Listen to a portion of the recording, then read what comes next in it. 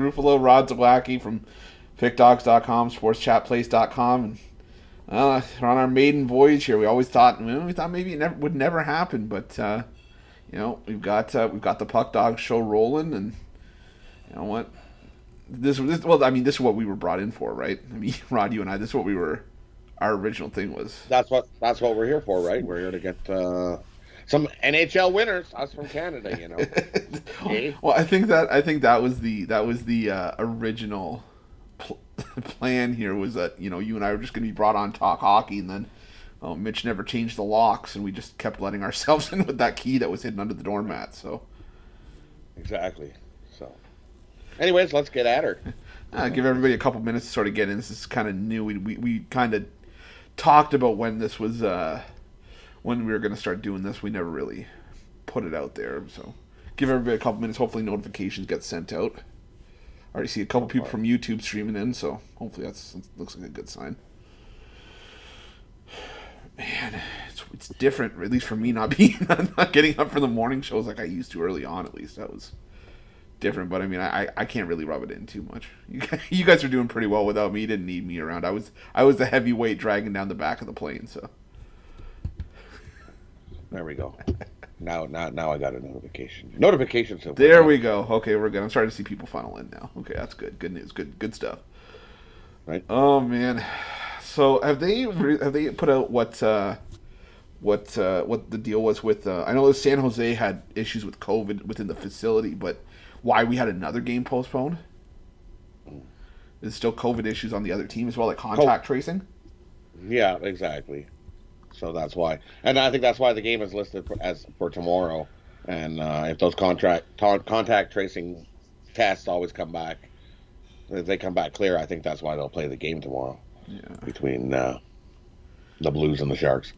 We got Ashley Wade saying we need some value today with these big prices. I think we all need some value today with these big prices. These are going to be. I got to figure out where to put this where it's not going to interfere with anything. Yeah. We'll figure that out too.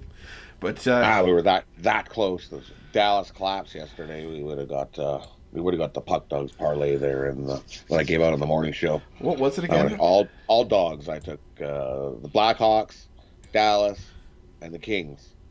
See, that's. I think that's a misconception about a lot of people say, oh, favorites are always going to win in hockey because the better teams always win. I can tell you from me personally playing hockey that the puck just has to bounce off the boards funny, and all of a sudden you find yourself down a couple goals. And these guys are still professionals at the end of the day.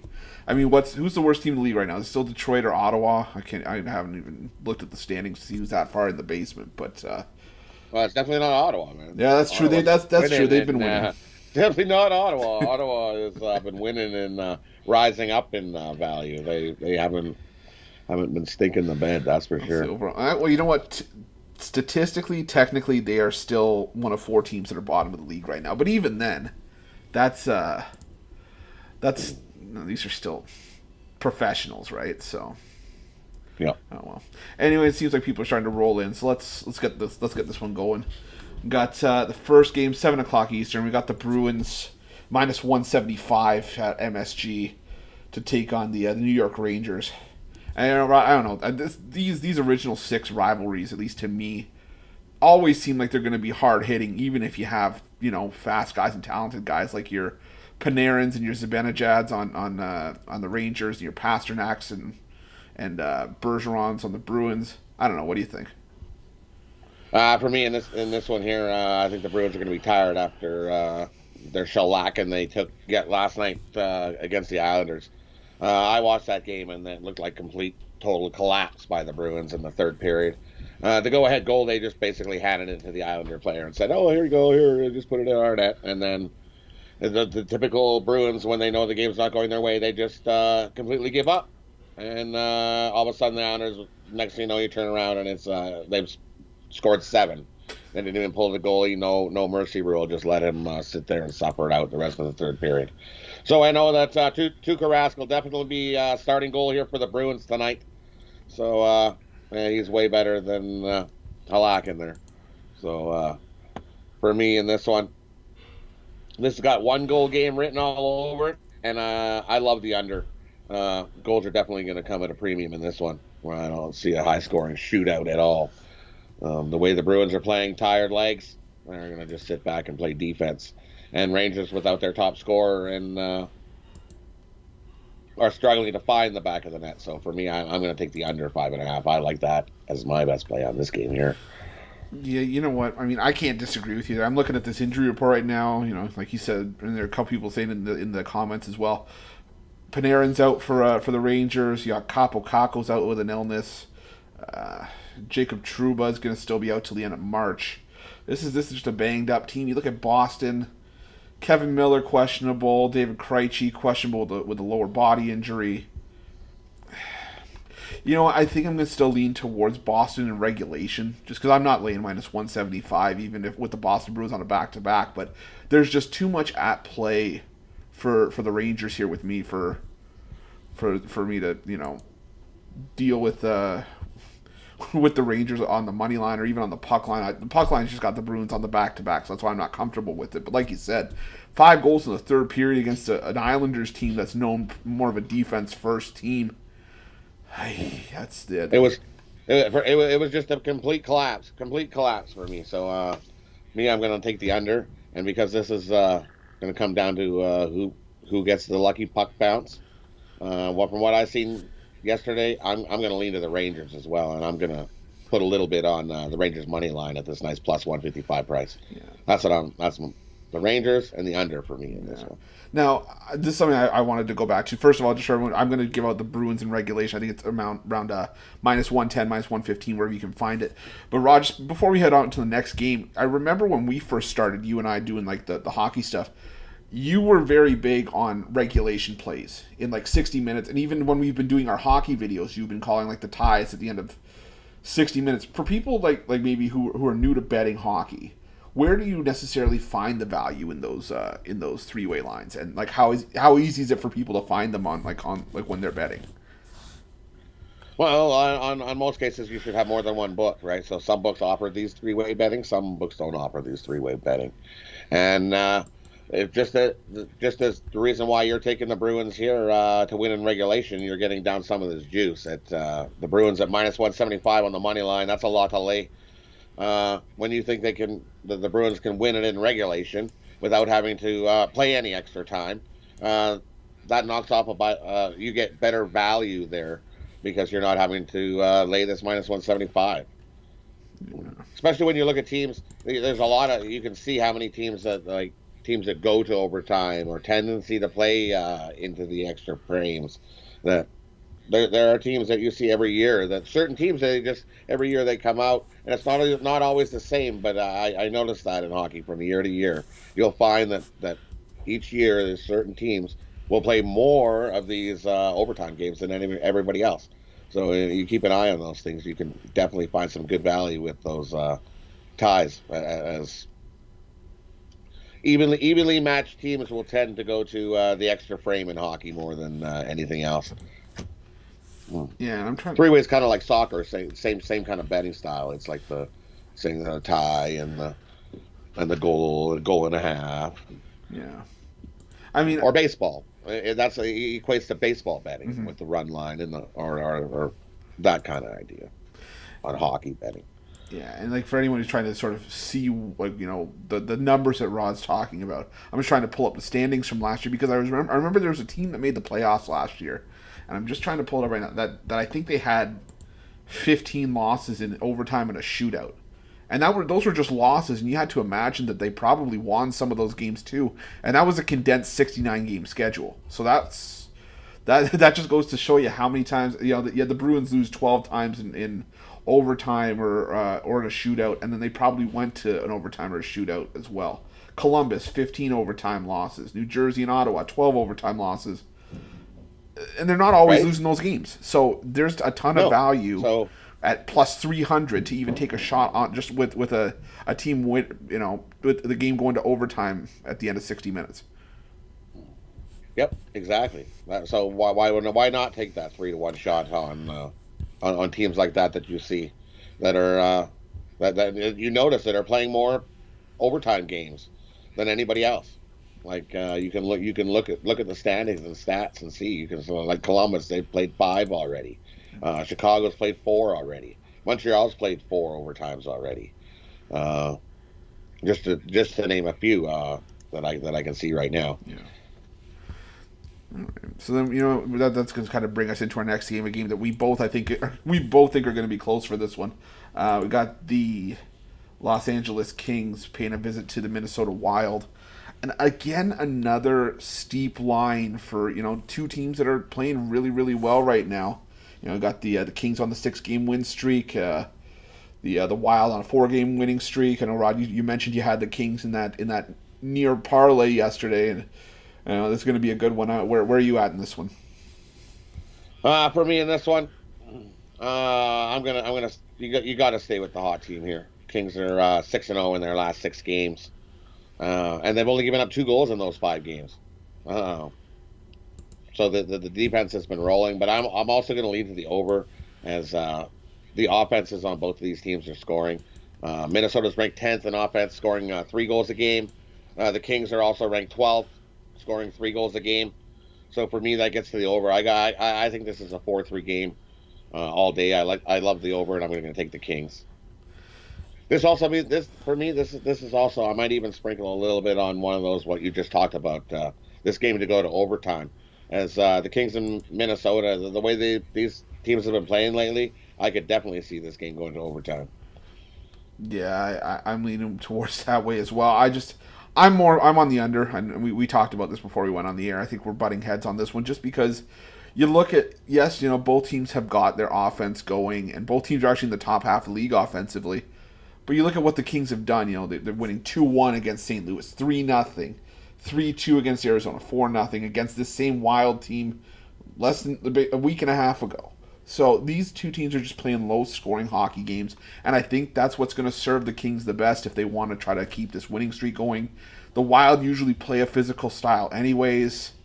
I think it's going to end up being low-scoring. I think it's 2-2 going into the third, and then we eventually need overtime. So, like you said, if you can get a nice, decent price on that overtime on the 3-way 60-minute line, that may be a nice value play for everybody. But got Ronnie Ryland here also saying that loving the puck line, the plus puck line this year. Blackhawks and Oilers treating us right, and there's certain spots where I can't disagree with that. I mean, Mitch joked around on the morning show the other day at the Vegas Golden Knights plus 1.5 at minus 200, just against I think it was against Colorado, and it was just it's one of those things that you just got to find value spots in the plus puck line. I mean, I don't know, Rob, what do you think on that front? Well, exactly. For me, some of them plus 1.5 goal thingies are just way too juiced for my liking. I don't want to play plus 1.5 as minus 220. But I guess for people playing the parlay, I guess some of those are not bad. Look at the Kings numbers on the plus 1.5. Like even tonight's plus 1.5 is minus 175. That's what you're going to lay with if you want to play Boston money line. Yeah. and you get a goal in hand in this game. There is nothing wrong. I don't see anything wrong with that one tonight. If someone think this is definitely a 1-goal game and you want to throw the Kings plus 1.5 into a parlay, well, I think that's a good bet. Yeah. There's a 1-goal game all day. And I'm just watching the comments, and DX Filer makes a good point here. The point that I was about to make: those empty net goals can ruin the plus puck line, and just absolutely just is a backbreaker. And on the other side, though, how many times have Rod, you and I talked about it off, when we're messaging each other during the games, how we need that empty net goal for the puck line, and having that plus 1.5 kind of saved you when the teams don't hit the empty net. Yep, exactly. I think I've been burned I don't know how many times on the puck line this year. So it happens, and I've noticed this year that the empty net goal has been down from recent years. Yeah. So maybe the empty net's trending down a little bit. Teams just want the win. They're not trying as hard to shoot the puck the length of the ice and take pot shots and do 10 icings like they normally do. They just kind of like doodle the puck up high into the neutral zone. It's what I've been noticing. I think I might actually get this tattooed on my forearm. It says, empty netters can make you an empty better. I like that.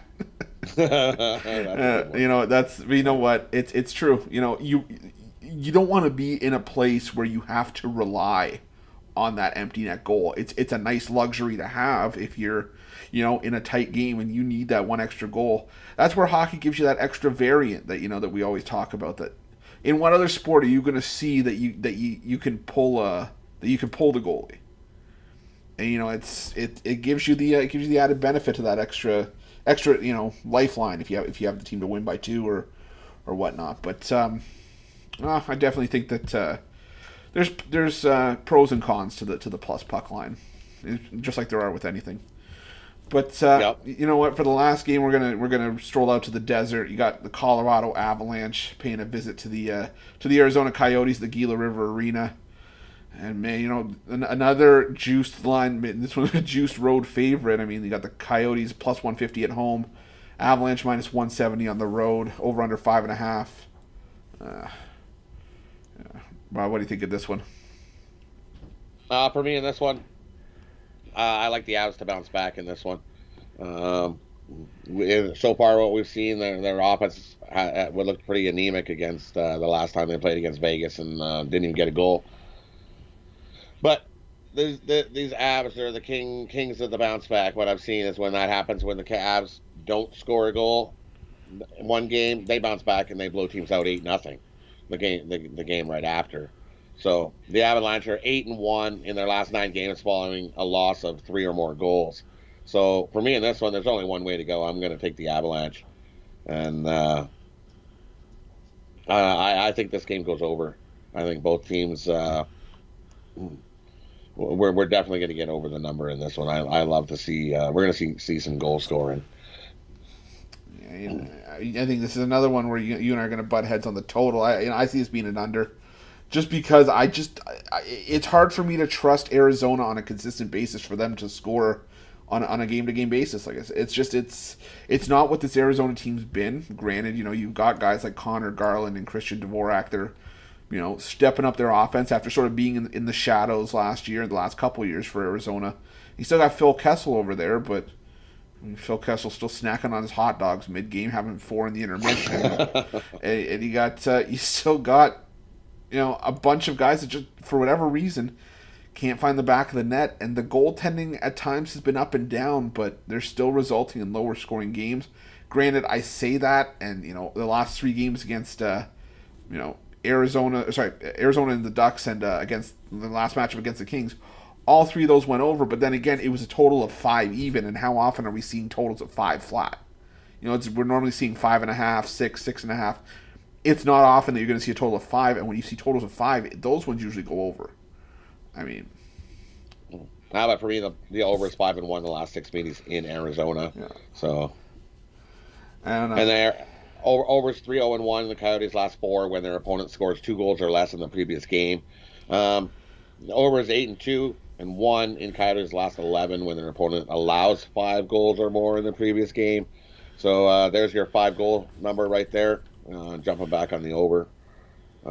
Those are just the trends and numbers that I'm looking at. They all scream the over for me. Over is 6-0 in the Avalanche's last 6, following a loss of 3 or more goals. So, but that's but if you want to look at it your way or the under, the last 6 overall that the Avs has been to the under. Yeah. So like I said, but I think this is a game that their offense breaks out of its little slump and pounds the Arizona Coyotes. I'm going to take the Avalanche on the puck line here. Get some nice plus money. And I like the over. So, I'm going to take the Avs in regulation in this one. Like I said, just to get the price down. I'm with Rod on that side. I do like the Avs to get the job done tonight. But as far as the puck line, like I said, if it wants to coincide with my under, man, it's going to have to be like a 3-1 game or even a 2-0 game. And again, I don't know how far I'm willing to go onto that one. But you know what? I still think the Avalanche do win this game. And just to get the minus 170 down, I think we can take a regulation play. But just before we get to sort of maybe our top play of the day or something like that, it's still our maiden show, so we're still trying to figure this stuff out on the fly. Right, I do want to ask you, I know I'm not trying to spring this on you because this was something that we didn't talk about, something I've always wanted to ask you. Do you give, I know you talk about it, but how much weight do we really put into teams that, you mentioned, have are 5-2 after their opponent scores 2 goals in the in the last game. I mean, for me, it's just been more of like, okay, well, you can't help who you play, and each team's going to play a different style when you go in from game to game.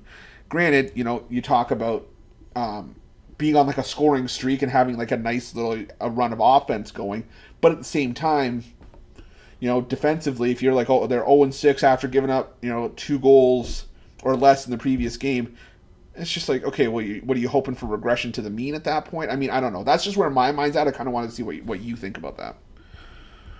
See, for me, trends are made to be followed. Some trends are made to be broken, right?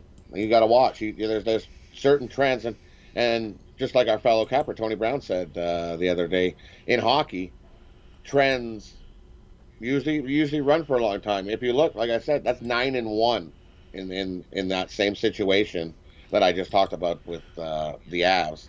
For it to get to 9-1, you gotta definitely have a little bit of faith and take a little bit of a weight into trends like that have been rolling. So I definitely take some. There's certain trends that you can take, some that you weigh a little more heavy than other trends, right? Yeah. Like, yeah. But then trends are like you look. There's someone that's 0-6. Is this the time to go opposite and go contrarian? I've done that too with trends. But you come back. It comes down back to the basic capping of the game. Cap the game and see what you come up with. Yeah. And then go from there. Yeah, exactly. That's the basic solace of anything. You do your homework and come up with your winner, and then see if some of these coincide with some of these trends coincide with what you've come up with as your own selection for the game. And that's where you make your bet. Yeah. These trends are they kind of help you out, right? They're like kind of boost you. They're like, yeah, I like this, and you're all like happy, and then you start reading, you're like, look at that! Even this trend even likes my pick here today on the Colorado Avalanche on the puck line.